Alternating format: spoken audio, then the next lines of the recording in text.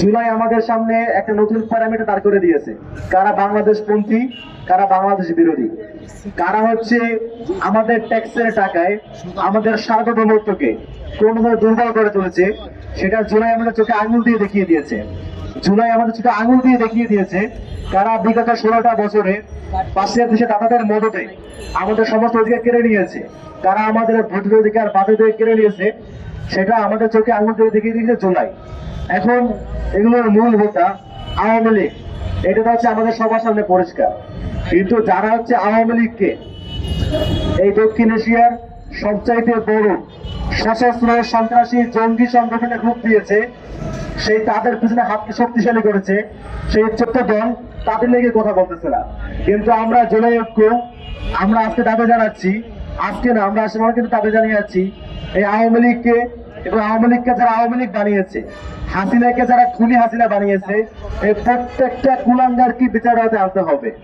এই খুনি হাসিনা বিগত 16টা বছরে যাদেরকে সাথে নিয়ে আমাদের সমস্ত অধিকার কেড়ে নিয়েছে, আমাদের দেশের সার্বভৌমত্বকে দুর্বল করে তুলেছে, এই প্রত্যেকটা ঘটনা বিশ্লেষণ করে এই সমস্ত অপকর্মের প্রত্যেক অংশীদারকে বিচার আওতায় নিয়ে আসতে হবে। প্রিয় ভাইয়েরা, খুনি হাসিনা একদিনে খুনি হাসিনা হয়ে ওঠে নাই। খুনি হাসিনার পেছনে আরো অনেকগুলো গোষ্ঠী কাজ করেছে, আরো অনেকগুলো পেয়ে রাখার চিন্তা করেছে। এই প্রত্যেকটা অংশ, এই জাতীয় পার্টি সহ যে সমস্ত কুলাঙ্গাররা বুদ্ধি দিয়ে, পরামর্শ দিয়ে, রাজপথে লোক সাপ্লাই দিয়ে হাসিনার হাত শক্তিশালী করেছে, তাদের বিরুদ্ধে কথা বলতে হবে। যারা হচ্ছে নির্বাচনে অংশগ্রহণ করে, 24 সালে নির্বাচন, 18 নির্বাচন, 14 সালে নির্বাচনে অংশগ্রহণ করে নির্বাচনকে বৈধ দিয়েছে, যে সমস্ত মিডিয়া কর্মীরা নির্বাচনকে বৈধ দিয়েছে, অবৈধ নির্বাচনকে, সেগুলো নিয়ে আমাদের কথা বলতে হবে। আজকে শুধুমাত্র আওয়ামী লীগ না, আওয়ামী লীগ যেই কারণে আওয়ামী লীগ হয়েছে, আমাদেরকে সেই রুট বিশ্লেষণ করতে হবে। আমাদের বিগত প্রত্যেকটা বছরের প্রত্যেকটা অপকর্মের হিসাব আমাদের নিতে হবে। প্রিয় ভাইয়েরা, হাসিনা যে অপকর্ম, সেটা আসলে বলতে গেলে মানে দিনের পর দিন চলে যাবে, তাও শেষ হবে না।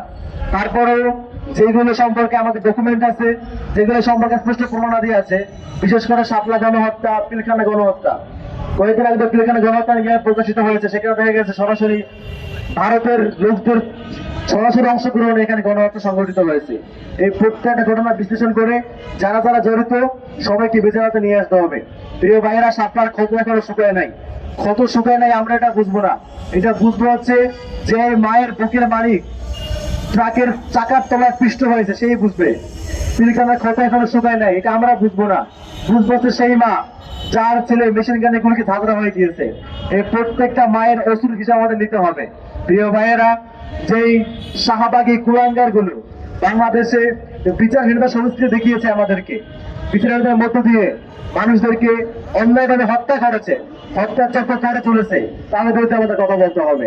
আজকে দেশের অবস্থা খুবই টালমাটাল, সামনে নির্বাচন, খালেদা জিয়ার এই অবস্থা, এবং হচ্ছে বিভিন্ন এম্বাসি লবিং এর মাধ্যমে যে রিফর্ম আওয়ামী লীগ আমরা শুনতে পাচ্ছি, যে কিছু কিছু কুলাঙ্গার যেমন হচ্ছে এই যে সোহেল তাসরাত, এই সমস্ত অপদার্থ এদের গাড়ে পা রেখে যে খুনি আওয়ামী লীগকে নতুন করে ফেরানোর চক্রান্ত হচ্ছে, যে এই পুরনো বোতলে নতুন মদ, এই যে আমাদের খাওয়ানোর চেষ্টা করা হচ্ছে রিফর্ম আওয়ামী লীগ, এই প্রত্যেকটা বিষয়ে আমাদের সচেতন হইতে হবে।